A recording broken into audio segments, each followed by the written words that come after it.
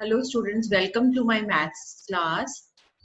आज हम स्टार्ट करने जा रहे हैं definite integral by substitution method. Substitution method में क्या करते हैं, हम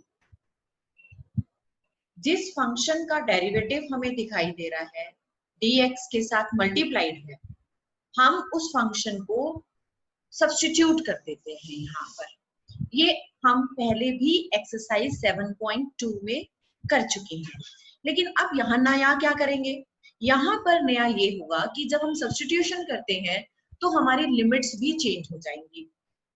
कैसे, पहले तो अब देखिए, पहले तो याद कर लेते हैं जो हमने पहले पढ़ा हुआ है 7.2 में सब्स्टिट्यूशन कैसे होता था। देखिए, ये जब आपको डिनोमिनेटर में कोई फंक्शन दिखाई देता था, उसका डेरिवेटिव आपको dx के साथ मल्टीप्लाइड, ये देखिए अगर fx एक फंक्शन डिनोमिनेटर में है और उसका डेरिवेटिव आपको f डैश x आपको dx के साथ मल्टीप्लाइड दिखाई देता, तो आपका डायरेक्ट ये हो जाता log ऑफ fx। ठीक है, उसमें हम एक्चुअली fx को t पुट कर देते थे, ये fx को हम t पुट कर देते थे उस केस में। ठीक है, अब या फिर कभी कोई भी फंक्शन है, g फंक्शन है, g ऑफ fx, और उसमें fx का डेरिवेटिव आपको dx के साथ मल्टीप्लाइड दिखाई दे रहा है, तब भी हम fx को t पुट करते थे।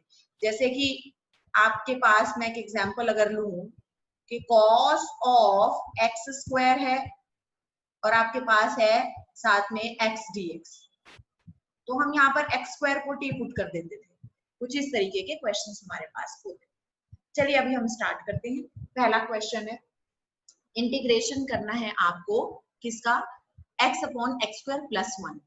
ठीक, अब यहाँ पर हमें दिख रहा है कि एक्स स्क्वायर प्लस 1 का डेरिवेटिव होता है 2x, जबकि ऊपर x है, तो हमने क्या किया, 2 से यहाँ मल्टीप्लाई कर लिया और बाहर कर दिया यहाँ पर डिवाइड। ठीक है, तो अब हम एक्स स्क्वायर प्लस 1 को t पुट कर रहे हैं यहाँ पर, तो इसका derivative 2x dx is equal to dt हो गया। तो अब आप इसकी जगह 2x dx की जगह dt पुट कर दीजिए। ये देखिए हमने 2x, ये जो 2x dx था हमारे पास, इसकी जगह हमने dt पुट कर दिया, और ये x स्क्वायर प्लस 1 की जगह t। लेकिन बात अभी यही खत्म नहीं हो जाती, क्योंकि हमने सब्स्टिट्यूशन किया है। ये जो लिमिट की वैल्यू थी, ये वैल्यूज थी x की। किसकी वैल्यू थी, ये x की थी, क्योंकि यहाँ देखिए dx है, तो ये फंक्शन भी x की टर्म्स में है। लिमिट भी आपको मैंने पहले भी बताया था कि ये x की टर्म्स में है, 0 और 1, x is equal to 0, x is equal to 1। अब हम लिमिट चेंज करेंगे, तो आप अब t में आपका आ गया है पूरा फंक्शन ये जिसका इंटीग्रेशन करना है, तो लिमिट भी t के टर्म्स में ही आनी चाहिए। तो हमने क्या किया, यहाँ पर जहां भी सब्स्टिट्यूशन किया, जैसे हमने यहाँ पर सब्स्टिट्यूशन किया हुआ है, यहाँ पर पहले आप लोअर लिमिट 0 पुट कीजिए। देखिए x टेंड्स टू 0, तो यहाँ पर जब 0 पुट करेंगे तो 0 स्क्वायर प्लस 1 आ जाएगा, जिससे t आ जाएगा 1। तो आपने x को जब 0 पुट किया तो t 1 है, यानी कि हम 0 की जगह उसको रिप्लेस कर देंगे 1 से। अब आप x की जगह जब 1 पुट करते हैं यहाँ पर, तो 1 का स्क्वायर प्लस 1 2 हो जाता है, तो अपर लिमिट क्या आ गई 2। अब 1 की जगह यहाँ पर आ जाएगा 2। अब इसके बाद आपकी लिमिट्स भी, now these limits are also in terms of t, now we can integrate. 1 upon t का इंटीग्रेशन log t होता है। लिमिट्स पुट करेंगे 1 to 2, पहले अपर लिमिट आपने पुट किया 2 और माइनस, फिर लोअर लिमिट पुट किया log 1। log a minus log b होता है log a अपॉन b, ये आपके पास आ गया 1/2 log 2। चलिए हम नेक्स्ट क्वेश्चन करते हैं।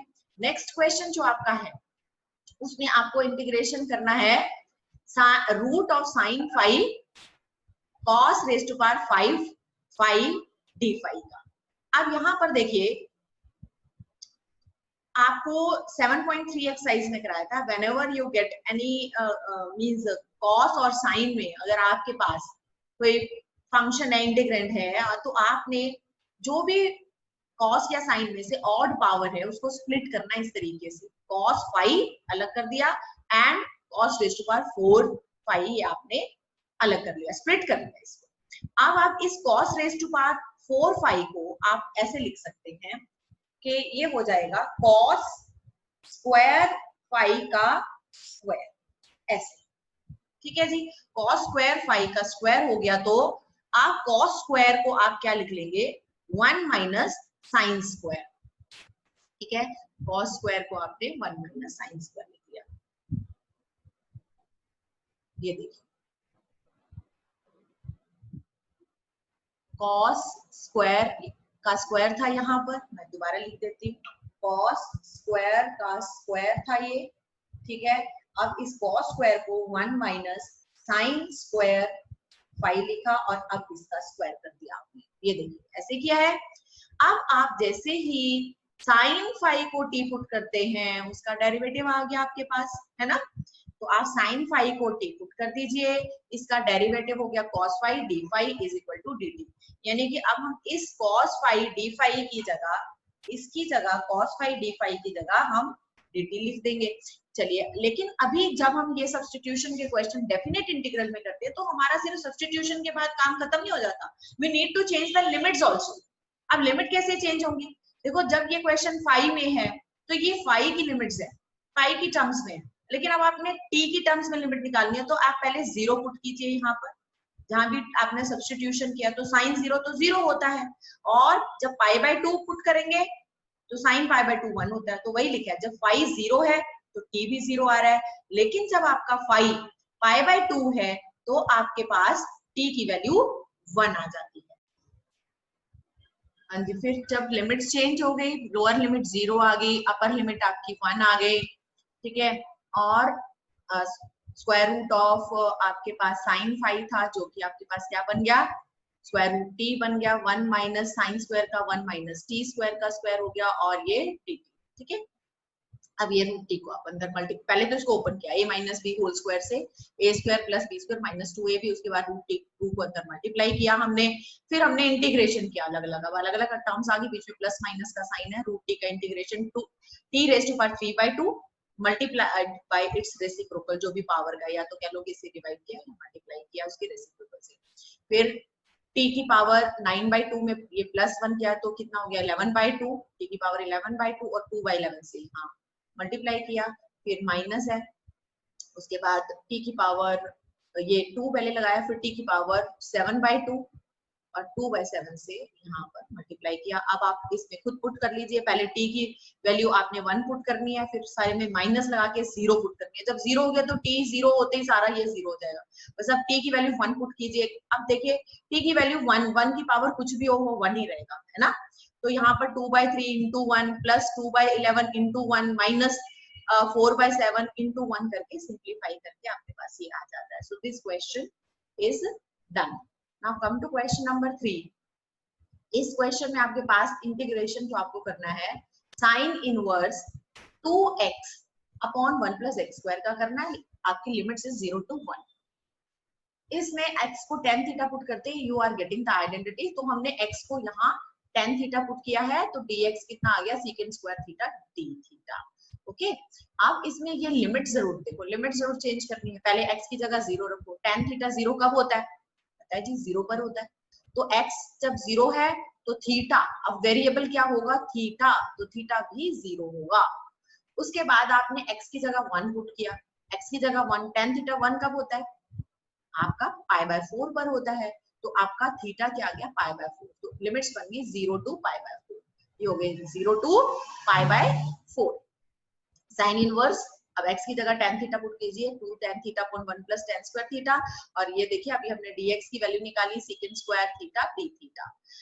ये किसका फॉर्मूला है, साइन 2 थीटा का, साइन 2 थीटा का फॉर्मूला है, तो ये कट गया, आपके पास बचा 2 थीटा सेकंड स्क्वायर थीटा, ये आ गया। ये आप पहले भी कर चुके हैं, इसका इंटीग्रेशन बाय पार्ट्स होगा, ठीक है जी, बाय पार्ट्स हमने इसका इंटीग्रेशन करना है।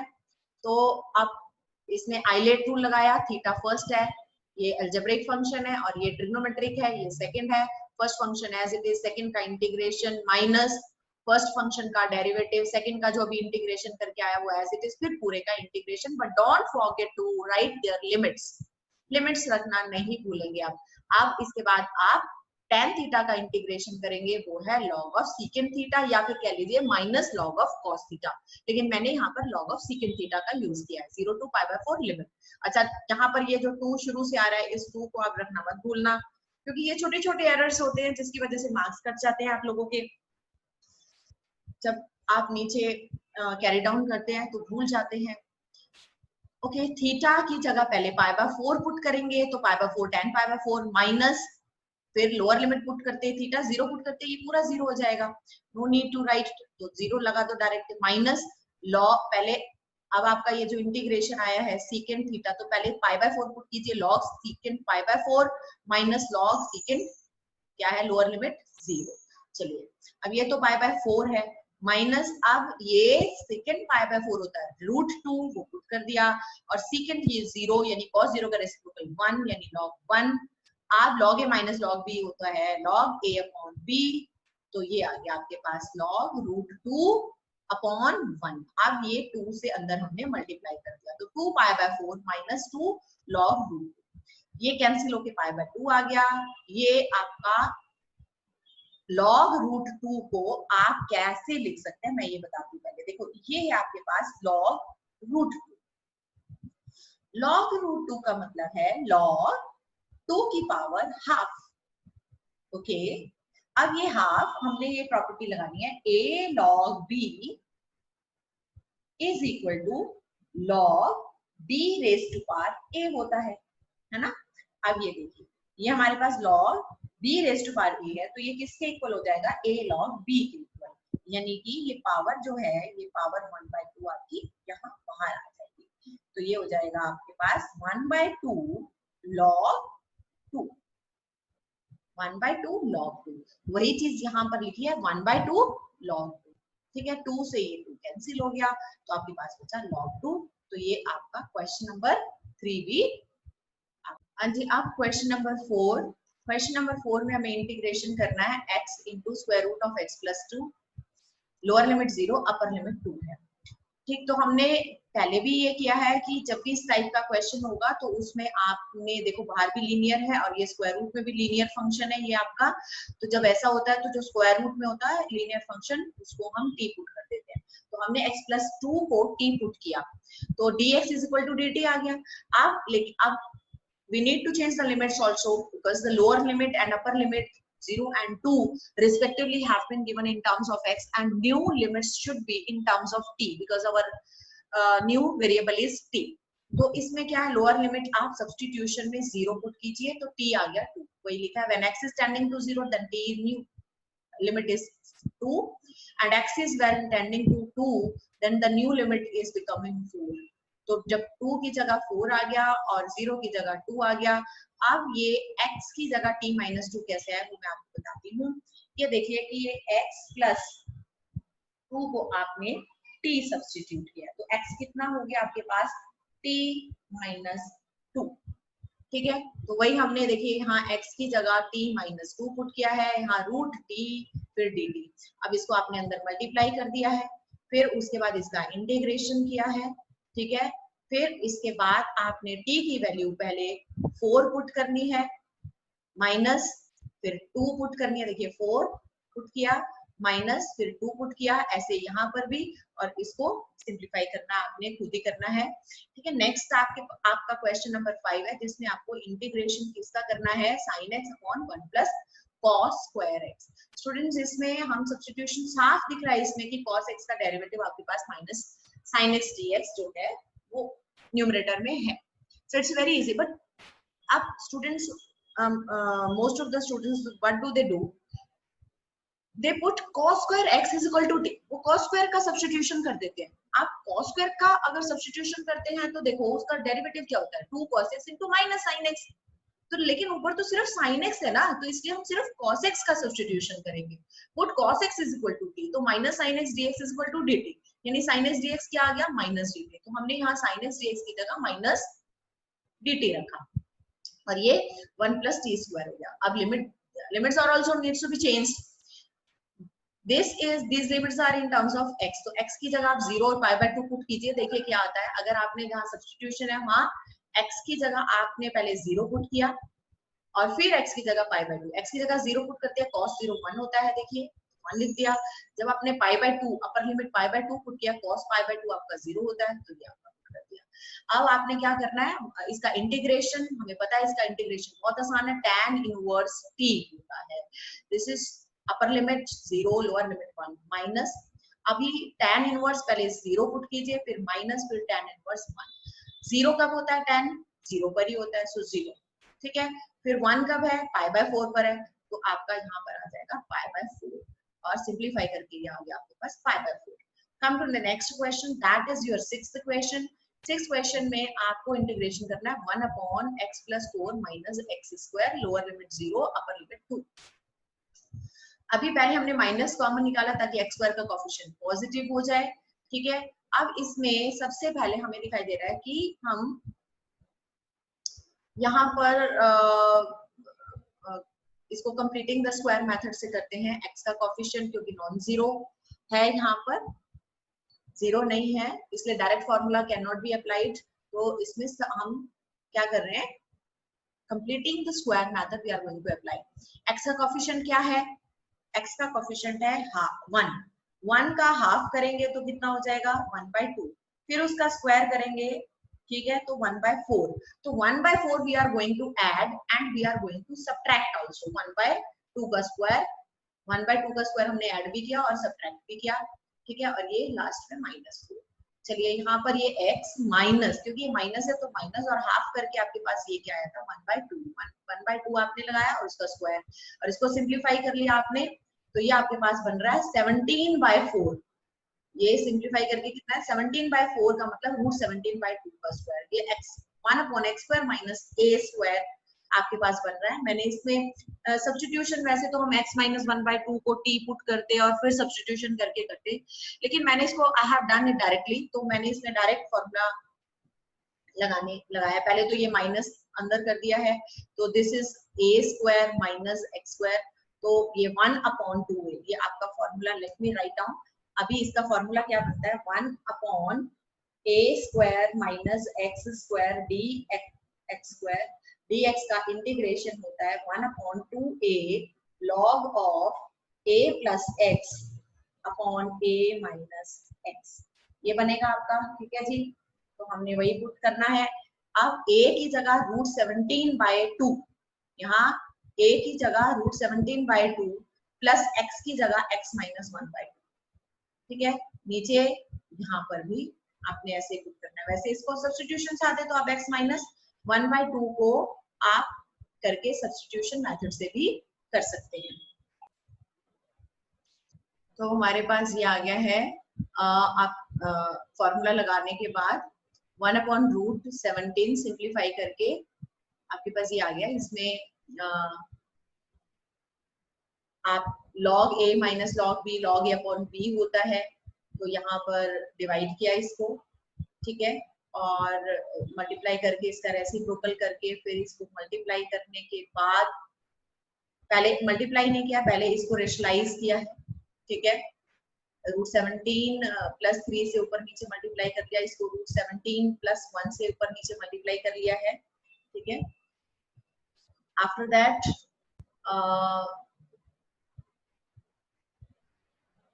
यहाँ से 2 कॉमन निकला, इधर से भी 2, सिंप्लीफाई करने के बाद further numerators have been multiplied with each other and denominators are also multiplied with each other, और सिंप्लीफाई करके आपके पास ये आया है। इसमें से भी आपका 4 कॉमन निकल रहा है, 4 कॉमन निकाला है, बस 8 कॉमन निकल रहा है। यहाँ पर 8 कॉमन निकाल दीजिए, 8 कॉमन निकल रहा है, ठीक है। 8 डायरेक्ट कॉमन निकाल दीजिए, तो ये आपका फाइनल आंसर आ गया। Let us do question number 7 now. Question number 7 में ये है constant upon quadratic. Constant upon quadratic है, आप डायरेक्ट इसमें क्या कीजिए, कंप्लीटिंग द स्क्वायर मेथड करके इसको किया है। आप देखिए कंप्लीटिंग द स्क्वायर मेथड करके ये किया है और डायरेक्ट फॉर्मूला लग रहा है। वैसे तो इसमें सब्स्टिट्यूशन कर सकते हैं, x प्लस 1 को आप t पुट कर लीजिए, ठीक है, और लिमिट्स को आप चेंज कर दीजिए यहाँ पर, और उसके बाद, लेकिन मैंने नहीं किया, मैंने डायरेक्ट अभी 1/a tan inverse x upon a का फॉर्मूला लगा के पहले x की जगह 1 पुट किया है, तो 1 + 1/2 यानी 2/2 ये 1 आया है, और -1 पुट करेंगे तो -1 + 1 0/2 ये आया है। tan इनवर्स 1 का मतलब π/4, क्योंकि 1 आपका tan में कहाँ आता है π/4, तो 1 का मतलब है tan π/4, tan and tan inverse cancel होके π/4 -0, ये आपका आंसर π/8 आ गया है, ठीक है जी। स्टूडेंट्स 8th क्वेश्चन में हमें इंटीग्रेशन करना है 1/x - 1/2x² e⁻² 2x dx।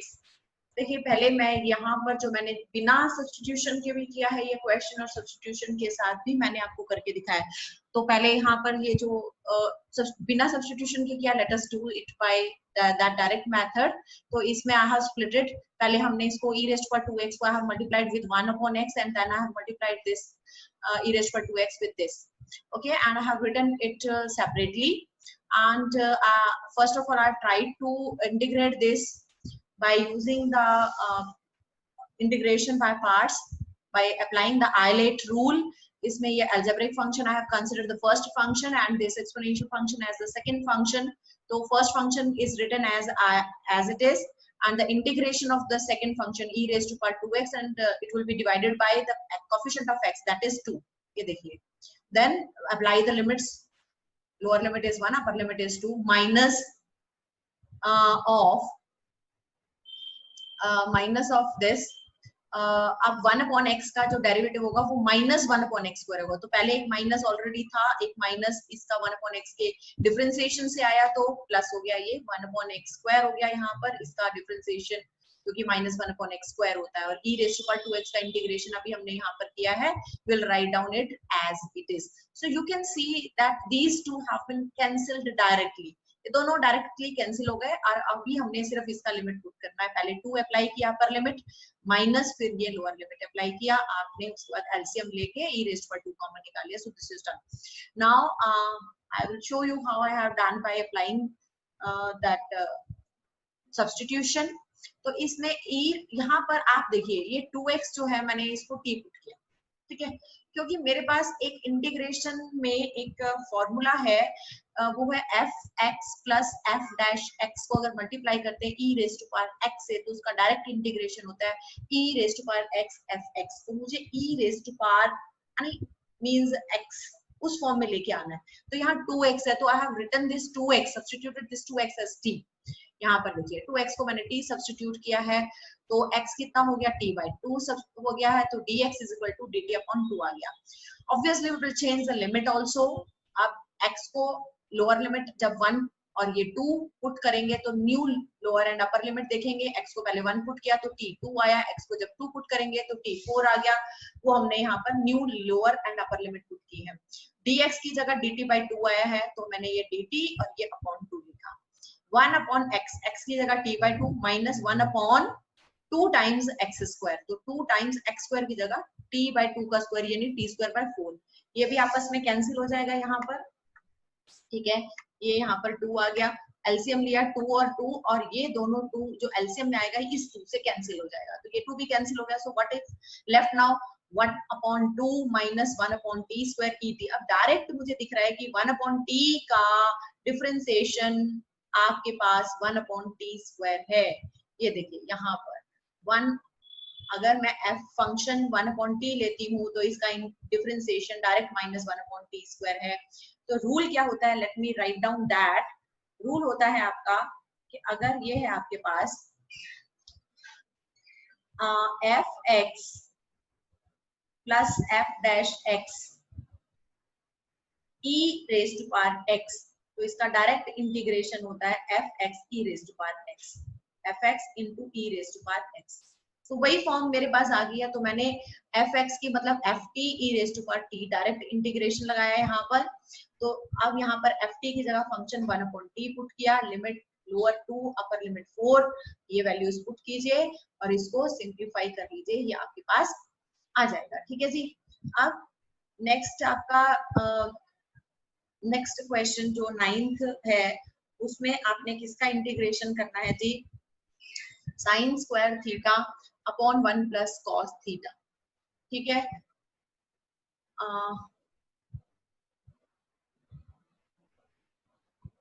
ये यहाँ पर आप इसको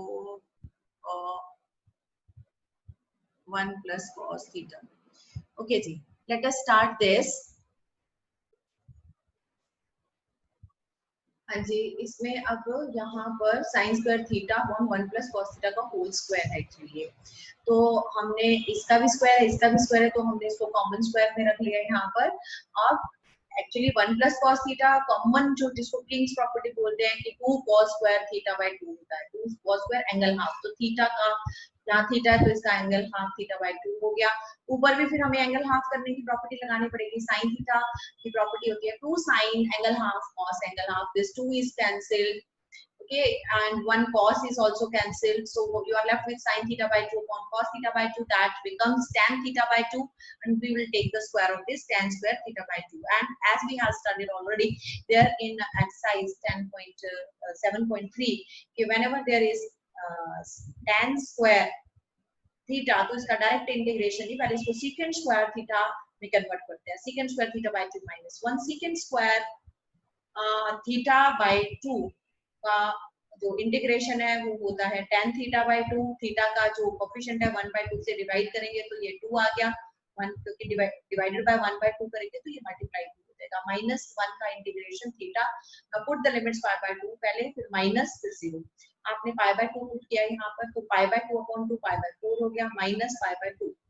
अब 0 पुट करेंगे तो tan 0 भी 0 होता है और ये भी 0, तो 0 0 लिखिए नहीं यहाँ पर, tan π/4 4 जो है वो 1 होता है, तो 1 into 2 is 2 minus pi by 2. So this is also your done.